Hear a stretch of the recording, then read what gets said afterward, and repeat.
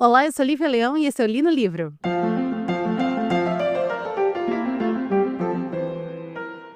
Olha só, hoje é meu aniversário, eu estou fazendo 40 anos, com cara de 27, então eu exijo um presente.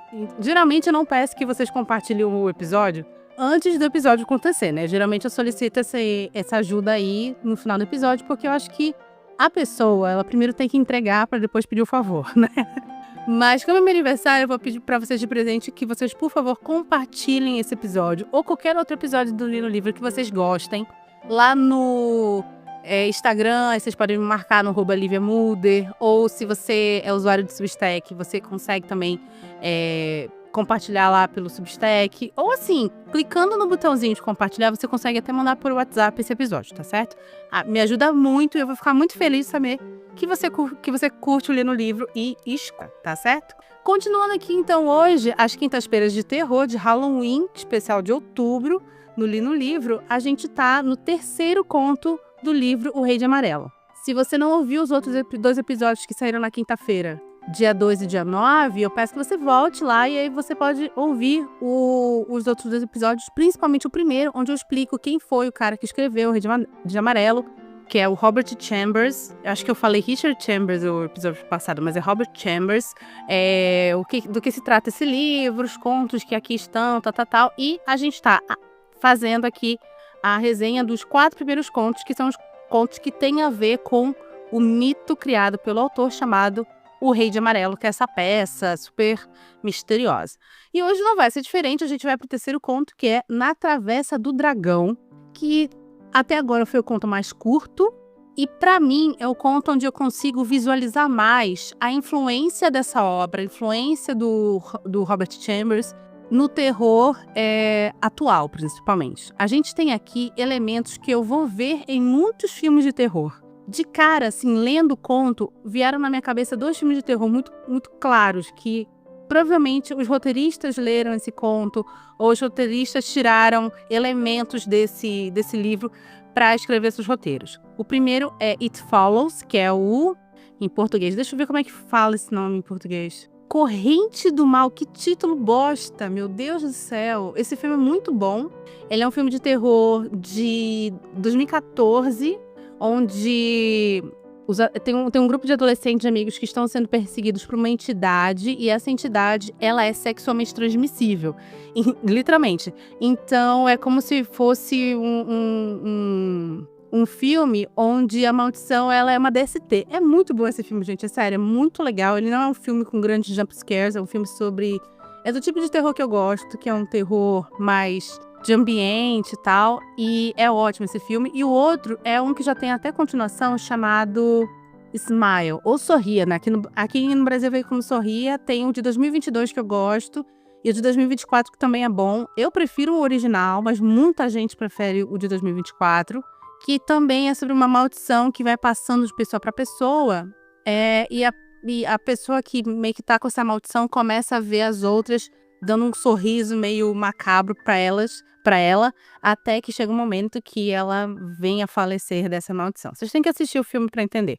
Esses 3 filmes que eu citei, eu acho eles muito bons, e para mim, sim, tem elementos muito claros que vieram de Na Travessia do Dragão lá. Enfim, vamos lá. Só um adendo. Como eu falei, esse conto é muito, muito curto. Então, ele é um conto com 2 personagens praticamente. Então, eu vou contar até o final, tá? Sinto muito. Acho que não vai dar nem tempo de dar a pausa do spoiler aqui, de tão curtinho que esse curto é. Ele vai começar com o nosso narrador, que não é identificado, não tem nome, na igreja de São Barnabé, em Paris. Assim como no conto passado, a gente vai continuar em Paris. E ele tá numa missa. Ele foi nessa missa porque ele teve contato com a peça O Rei de Amarelo. Ele leu essa peça e ele ficou tão perturbado que há 3 dias ele não dormia. E aí ele faz o quê? Faz aquilo que todo brasileiro um dia já fez. Pô, preciso de uma proteçãozinha extra. Vou ali na igreja, vou ali no meu terreiro, vou ali no meu templo, né? Vou ligar para minha avó, vou ligar para minha tia que tem um manja de quebranto, né? Faz aquilo que todo mundo já fez na vida. Não estava bem, ficou com uma coisa meio pesada, resolveu ir lá ir lá na missa. Até então tá na missa, e aí, de repente, começa a tocar o órgão na missa, porque a missa vai começar. O Monsenhor, que é o padre lá, tá entrando para celebrar a missa. E a música que é tocada é uma música meio perturbadora, né? A forma com que é tocada é uma forma muito vigorosa, que, né, segundo o nosso narrador, não condiz com que uma missa, o tipo de música que deveria tocar numa missa. É como se, sei lá, tocasse Sagração da Primavera na missa de Natal, entendeu? E aí, é bacana essa parte para mim do conto, porque eu acho muito complicado. Aliás, é uma das coisas pelas quais eu não escrevo. Eu não sou muito boa em expressar coisas com palavras. E é muito louco, porque para mim o bom escritor, ele consegue te fazer entender cheiro, cor, música com palavras. E é isso que o Robert Chambers faz. Eu acho que aqui é talvez a melhor escrita dele, dos 3 contos até agora. Eu não li o 4 ainda, assim que eu leio, eu venho fazer a resenha para vocês, para ter essa primeira impressão. E ele faz muito bem, ele consegue descrever como é incômodo para esse narrador aquela música, o estilo de música, como não é adequado, como tem alguma coisa off, sabe? Tem alguma coisa estranha ali. E ele descreve isso muito bem. Eu, pelo menos, consigo pegar muito bem essa atmosfera que ele constrói nesse conto. E eu achei isso realmente muito louvável. Olha, eu tenho uma inveja gospel. Eu tenho uma inveja gospel de gente que escreve assim, vocês não têm ideia. E aí esse narrador fala sobre esse incômodo dele, e ele fala que a figura que está tocando o órgão é um homem pálido, muito pálido. É quase engraçado, ele me descreve algo que o Murnau vai usar. Não estou falando que o Murnau se inspirou na Travessia do Dragão, tá? Mas é algo que me lembra o Nosferatu do Murnau, sabe? Aquela figura pálida, longa, magra, com sobretudo preto. E ele fala que esse cara tá tocando, ele termina de tocar, chega lá o Monsenhor no altar, começa a celebrar a missa, e esse cara sai. Depois, do nada, esse cara volta e está de novo lá perto do órgão, e ele está olhando diretamente para o nosso narrador com um rosto horrendo, horroroso, assim, com uma expressão de ódio profundo. E essa parte eu achei muito legal, porque no momento que isso acontece, o Monsenhor que tá celebrando a missa, ele tá começando o sermão dele. E esse sermão dele vai enveredando por um caminho que eu acho muito bacana, que até o nosso narrador começa a salientar e acaba perdendo o foco por causa dessa figura. O sermão do Monsenhor começa assim: gente, vocês não precisam se preocupar com a alma de vocês, porque a alma, ela é incorruptível. Nada muda a alma do ser humano. E aí até o narrador para e pensa assim: ué, mas isso não vai meio contra o que a Igreja Católica prega? Que, tipo, você tem que seguir uma regra, senão sua alma pode ser corrompida, você vai perder sua alma para o mal, e não sei o que, não sei o quê. Só que na hora que ele começa a questionar, ué, mas, né, interessante, não tô falando nada contra, só que não me parece que cabe muito bem ali. Quando ele começa a questionar isso, ele olha a figura lá que tinha voltado e ele perde o foco. Enfim, termina a missa, ele começa a voltar para casa. E a impressão que ele fala que ele começa a cruzar com este cara, com esta figura meio Nosferatu, pelas ruas da cidade de Paris. Algumas vezes ele passa tão perto que chega quase a encostar no nosso narrador. Ele começa a ficar muito, muito nervoso, porque ele olha, lá tá aquela figura olhando para ele, assim, e ele começa a achar que outras pessoas estão olhando para ele com a mesma cara de ódio. E a impressão que tem é que só ele consegue ver isso. E ele começa a ficar muito, muito. Eu falei na Travessia do Dragão, na Travessa do Dragão, o nome do conto. E ele começa a ficar muito nervoso.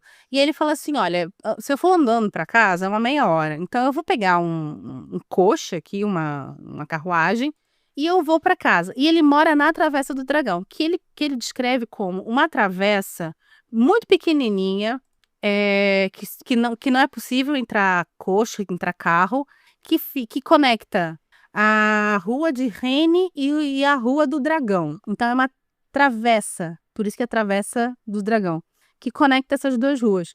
E essa travessa, ela é trancada à chave, tanto que você tem que chegar num certo momento, senão ela é trancada. Existe uma travessa desse jeito aqui perto de casa, mas ninguém mora lá. Essa aqui, ele não só tem gente que mora nessa travessa, como tem comércio também nela. Aqui perto de casa tem uma que conecta, assim, ela é literalmente uma ruela muito pequenininha que fica entre 2 prédios, um residencial e um comercial. E assim, eu já passei lá com o Maju e a impressão que eu tenho é que a galera ali cuida, né? Porque tem árvores e tem flores e não sei o quê. Mas é um local que, claramente, se não for de manhã, é melhor você evitar. Porque é muito escuro, é muito úmido, que claramente não pega sol ali. E aí eu fico pensando assim, eu sou paranoica, São Paulo. E eles têm, né, essa ruela que cruza, que conecta uma rua a outra e fica entre esses 2 prédios. Ela também tem portão. Porque eu acho que é exatamente para evitar esse tipo de coisa. Alguém entrar ali e ter uma surpresa ruim no meio da noite. E a mesma coisa aqui nessa Travessa do Dragão. Tem que chegar a um determinado horário, senão vai dar ruim e você vai ficar para fora. E aí ele pega esse coche e fala assim: me livrei desse cara, eu tô indo para casa, eu vou ficar bem. Quando ele desce do coche, que ele olha para trás, quem está a metros dele? O cara, o Nosferatu. Aí ele fica muito nervoso, aperta o passo, só que quando ele chega na porta da Travessa do Dragão, tá fechada. E ele fica desesperado, e aí esse cara vai começando a se aproximar dele de uma maneira muito, muito ameaçadora.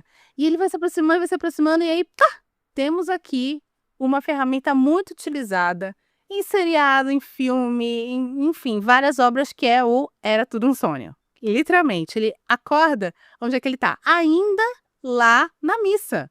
Ele não saiu da missa. Aí ele começa a se questionar se tudo aquilo foi imaginação dele. Ele fala assim, ué, será que eu cochilei durante o sermão? E ele ficou um pouco confuso, assim. E aí tá lá a figura tocando seu órgão e tal, acaba a missa. E ele falou assim, meu Deus, acho que foi tudo um grande sonho. A figura não tá olhando pra ele dessa vez. E aí ele se levanta pra sair da igreja. Quando ele se levanta para sair da igreja, ele olha para o céu, ele olha para cima e ele não está mais dentro da igreja. Ele está lá na região que ocorre a peça O Rei de Amarelo. E atrás dele está o próprio Rei de Amarelo, que vira para ele e fala a seguinte frase: é mesmo uma coisa terrível cair nas mãos do Deus vivo. E acaba o conto. Então é um ponto bem bacana, porque você tem essa coisa da perseguição, essa coisa dessa entidade que persegue você. Não importa se você pega coche, carro, jatinho, lancha, ela vai estar ali. Algo que você tem desde do Corrente do Mal, que eu citei, até o clássico Sexta-feira 13, que não importa quanto você corre na floresta, Jason Voorhees vai te encontrar, vai te alcançar. Você tem essa coisa do Era Tudo um Sonho, né, que, assim, já foi usado até em novela americana, não tem Dinastia, isso já foi usado. Aliás, fofoca. Muito rápido, porque realmente não tem nada a ver. Eu adoro Dinastia, né? Adorava, não tem mais esse seriado. E esse seriado foi uma novela muito famosa na década de 80 nos Estados Unidos. E teve um momento muito louco que foi uma temporada dessa novela, que eles falam novela, mas é como se fosse uma série muito, muito longa. E aí teve uma temporada dessa novela que foi um fracasso. E aí todo mundo tava reclamando. E na época a galera até mandava carta, né, pra empresa lá, pra ABC, NBC, sei lá de onde era, falando mal da temporada. E aí o showrunner, né, o cara que manda, o diretor, teve a brilhante ideia de, no último episódio, falar que era tudo um sonho. A temporada inteira era um sonho.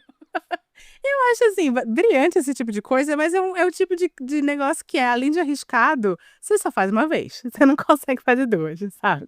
Enfim, voltando aqui pro Rio de Amarelo. Então, você tem essa coisa do Era Tudo um Sonho, que já foi utilizado milhões de vezes. Essa coisa do parece que só ele vê essa entidade, que também é muito legal, que a gente também já viu em outros filmes de terror e outras obras de terror. Esse ponto, que é um ponto meio jogado, mas eu acho tão legal, que é o ponto do sermão do padre, do Monsignor. Parece que ir contra aquilo que a Igreja Católica, os dogmas da Igreja Católica, e ao mesmo tempo conversa com com o final do livro, né? Porque no final do livro ele fala, é como se o Rei de Amarelo estivesse sussurrando para a minha alma, a frase que eu li para vocês. E de onde a gente ouviu falar em alma nesse mesmo conto? O Monsignor falando, não se preocupem, a alma do homem é incorruptível, sabe? Eu acho essas conexões que o Robert Chambers faz, mesmo que uma história tão pequenininha, muito legais. Muito, muito, muito bacanas. Eu não vi, eu tô indo procurar, toda vez que eu falo sobre Paris, eu tô indo procurar no Google as ruas. Essas 2 ruas, elas existem, mas eu não encontrei nenhuma travessa chamada Travessa do Dragão no Google Maps. Mas essas 2 ruas, elas realmente existem, elas são paralelas. E eu achei super bacana esse conto, embora muito pequena, sei lá, parece que foi uma redação, tá ligado? Que o cara fez. Mas eu achei uma graça, uma graça. E o mês que vem já, a semana que vem, é o último dessa série de contos do Rei de Amarelo, que é o Sigilo Amarelo, ou Signo Amarelo, que na versão do livro que eu tenho na Dark Side é o Signo Amarelo. É o Sigilo Amarelo, desculpa. Mas até onde eu sei, o nome original é o Signo Amarelo. E dizem que é o melhor. Então eu tô bem empolgada, porque realmente eu gostei muito de todos os que eu li até agora.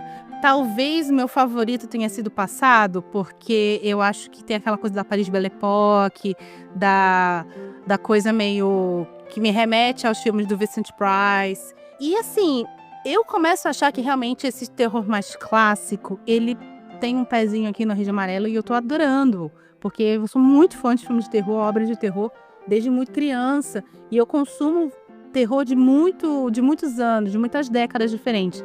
E poder fazer essa conexão desse livro, que eu ia ver quando foi escrito, mas eu nem lembro mais.